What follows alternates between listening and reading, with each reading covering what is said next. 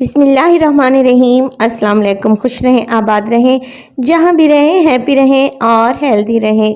तो मैं हूँ फ़ाइज़ा और वेलकम करती हूँ आपको चटपटे पकवान में आज वाकई बहुत ही मज़ेदार और ख़ूबसूरत से स्नैक्स लाई हूँ, जो कि देखने के साथ साथ खाने में बेहद टेस्टी हैं। कीमे से इसकी फिलिंग करेंगे और ये स्नैक इतने ज़बरदस्त हैं कि आपके फैमिली मेम्बर्स मांग मांग कर खाएंगे। रेसिपी को आपने एंड तक देखना है। रेसिपी अच्छी लगे लाइक कर दें और चटपटे पकवान को सब्सक्राइब कर लें और अपने फैमिली मेम्बर्स में भी ज़रूर शेयर किया करें। तो चलें जल्दी से स्टार्ट कर लेते हैं। सबसे पहले तो कीमे की मज़ेदार सी फिलिंग बनाने के लिए मैं लूँगी एक कढ़ाई और उसमें डालूँगी 2 से 3 टेबलस्पून ऑयल। तो प्याज को मैंने बिल्कुल ऑमलेट कटिंग में काट लिया है और इसमें शामिल कर दिए हैं। प्याज मीडियम साइज़ के थे। इसके साथ ही 1 टेबलस्पून में अदरक लहसुन का पेस्ट लूँगी और दोनों चीज़ों को फ्राई करूँगी 2 से 3 मिनट के लिए, ताकि अदरक लहसुन का कच्चापन भी चला जाए और प्याज हल्के से सॉफ्ट हो जाएं। प्याज को यहाँ पर कलर हमने बिल्कुल भी नहीं देना।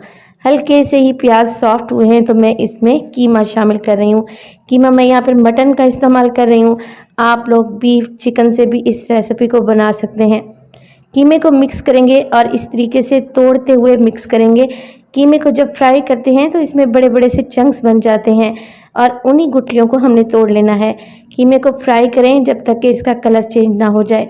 साथ के साथ डालें इसमें हाफ़ टी स्पून नमक, 1 टीस्पून सुरख मिर्च का पाउडर, साबित ज़ीरे का इस्तेमाल करूँगी मैं तकरीबन 1 टीस्पून, धनिया पाउडर 1 टीस्पून। इसके अलावा हल्दी डालूँगी मैं इसमें हाफ़ टी स्पून और पिसा हुआ गरम मसाला भी चला जाएगा हाफ़ टी स्पून। सारे मसाले मैं डाल चुकी हूँ। अब मसाले डालने के बाद दोबारा से कीमे की भुनाई करेंगे और इन मसालों के साथ कीमे को भूनेंगे 3 से 4 मिनट के लिए। जैसे ही कीमा अच्छे से भुन जाएगा और मसाले मिक्स हो जाएंगे, मैंने लिए थे 2 मीडियम साइज़ के आलू, जिन्हें मैंने डाइस कटिंग में काट लिया है। देखिए बिल्कुल छोटे छोटे से पीसेस किए हैं ताकि गलने में ईजी रहे।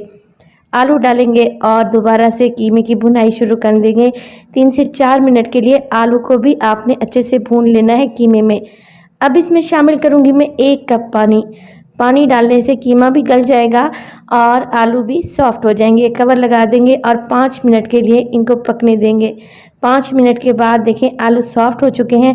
तो आप लोग क्या करें, स्पैचुला की मदद से आपने हल्के हल्के से आलू को प्रेस करते हुए मिक्स करना है। यहाँ पर मैं शामिल करूँगी 1 हरी मिर्च को बारीक काट कर शामिल कर दिया है और इसमें डालेंगे ढेर सारा हरा धनिया। देखिए आलू और कीमे के मिक्स में पानी बिल्कुल भी नहीं होना चाहिए, ये अच्छे से भुना हुआ होना चाहिए। बस जी कीमा तैयार है, इसको एक साइड पे रख दें। अब स्नैक्स की डो तैयार करेंगे और डो तैयार करने के लिए एक बाउल में डालूंगी आधा कप पानी, 1 टीस्पून नमक और 4 टेबलस्पून में इसमें पिघला हुआ घी शामिल करूँगी, जिससे हमारे स्नैक्स बहुत ही कुरकुरे और क्रिस्पी बनेंगे। घी शामिल करने के बाद मैं डाल रही हूँ 2 कप इसमें मैदा। अगर वज़न के हिसाब से देखें तो तकरीबन 1 पाव के करीब ये मैदा है। अब सब चीज़ों को हमने अच्छे से गूंद देना है, जैसे घर में आटा गूंदते हैं बिल्कुल इसी तरीके से। तो देखें यहाँ पर कितना ज़बरदस्त सा आटा गूंद चुका है। बस जी मैं इसको नीट करूँगी, 3 से 4 मिनट के लिए अच्छे से मुक्की लगाकर गूंदूँगी और अब हमने इसको कवर लगा कर रख देना है तकरीबन 15 मिनट के लिए। आटा थोड़ा सा हार्ड ही रखें आप लोग। डो को 15 मिनट का रेस्ट मिल चुका है और माशाल्लाह से देखें कितनी स्मूथ हो चुकी है। और डो को निकाल लेंगे और काउंटर पर लेके आएंगे। पहले काउंटर पर हल्का सा आप लोग मैदा डस्ट कर लें। अब यहाँ पर डो के मुझे 2 हिस्से कर लेने हैं, एक ही साइज़ के आप लोग 2 हिस्से कर लें, क्योंकि डो काफ़ी ज़्यादा है, इतनी हमसे संभाली नहीं जाएगी। एक हिस्से का आप पेड़ा बनाकर एक साइड पे ढक कर रख दें और दूसरे पेड़े को काउंटर पर ले आएँ। हल्का हल्का सा मैदा डस्ट करें और फिर इसको रोलिंग पिन की मदद से आप लोगों ने एक रोटी बना लेनी है। जैसे घर में रोटी बनाते हैं वही साइज़ आप लोगों ने यहाँ पर रोटी का रखना है, बहुत ज़्यादा पतली या लंबी नहीं करनी। देखें रोटी मैं यहाँ पर बना चुकी हूँ।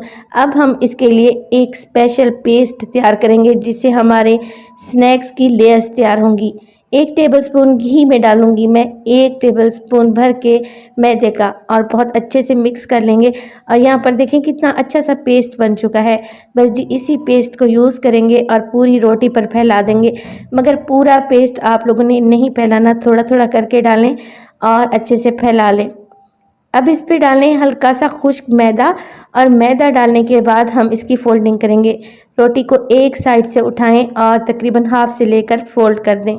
तो अब फोल्ड की हुई रोटी पर मैं डालूंगी इस पर हल्का सा घी और मैदे का पेस्ट, बिल्कुल हल्की सी थिन सी लेयर लगाएं और दोबारा से इस पर मैदा डस्ट करें और दूसरी साइड से भी रोटी को आपने इसी तरीके से फोल्ड कर लेना है और अगेन यही अमल करना है, यानी कि हल्की सी थिन सी लेयर आपने घी और मैदे की लगानी है और इस पर भी खुश्क आटा या मैदा डस्ट कर देना है। अब यहाँ पर आपने रोटी के एक सिरे को पकड़ना है और सेंटर तक फोल्ड कर देना है और दूसरे सिरे को इसके ऊपर फ्लिप कर देना है। हल्के हाथों से प्रेस करें और 5 मिनट के लिए इसे काउंटर पर ही छोड़ दें ताकि ये हल्की सी डो सेट हो जाए। 5 मिनट के बाद हम इसे दोबारा से बेलेंगे तो बहुत ही ज़बरदस्त से हमारे स्नैक्स तैयार होंगे। और यहाँ पर 5 मिनट के बाद मैं दोबारा से इसको बेल रही हूँ और यकीन करें इस कचौड़ी की या स्नैक्स की इतनी परतें होंगी कि आपके मुंह में घुलती जाएंगी। दोबारा से एक रोटी बेल ली है मैंने। अब हम इसके पीसेस डिवाइड करेंगे। पहले निशान लगा लें और निशान की मदद से आपने पिज़्ज़ा कटर या छुरी की मदद से इसकी कटिंग कर लेनी है। यहाँ पर तकरीबन 6 कचौड़ियाँ रेडी होंगी। अब जो फिलिंग बना के रखी हुई थी मैंने आलू और कीमे की, वो भी अच्छे से ठंडी हो चुकी है। तकरीबन 2-2 टेबलस्पून भर के आपने कीमे की फिलिंग लगानी है ताकि कचौड़ी खाने में मज़ेदार तो लगे। अब फिलिंग बनाने के बाद यहाँ पर हम डो के सारे सिरों को इकट्ठा करेंगे और इसको एक राउंड बॉल में ले आएंगे। बिल्कुल इसी तरीके से देखें, सारे सिरे इकट्ठे करें और बिल्कुल एंड में लेके आपने इसको ट्विस्ट कर देना है तो बेहतरीन सी हमारी यहाँ पे कचौड़ी तैयार हो जाएगी। सारी कचौड़ियाँ आप लोगों ने इसी तरीके से तैयार कर लेनी है और इसी स्टेज पर आप इन्हें बनाकर फ्रीज भी कर सकते हैं, मगर मैं इनके साथ एक बहुत ही ज़बरदस्त सा काम करने लगी हूँ। मैंने ले लिया है एक थ्रेड यानी कि धागा और धागे की मदद से मैं इन पर बेहतरीन सी डिज़ाइनिंग कर रही हूँ। आपने क्या करना है, धागे को ट्विस्ट करते जाना है और इस तरीके से इस पर बेहतरीन से मोटिव आ जाएंगे। 3 से 4 बार आप लोगों ने क्या करना है, सेंटर से लेकर धागे को ट्विस्ट करना है और यहाँ पर देखें कितने बेहतरीन से इम्प्रेशन पड़ चुके हैं। एंड में जाकर धागे को किसी सीजर की मदद से काट लें। अब बारी आती है इनको फ्राई करने की। तो फ्राई करने के लिए मैं इनको बिल्कुल मीडियम टू लो फ्लेम पे फ्राई करूँगी ताकि कचौड़ी अच्छे से पक जाए और बहुत ही खस्ता बने। आप देख रहे हैं कि फ्लेम को कितना मैंने लो रखा हुआ है।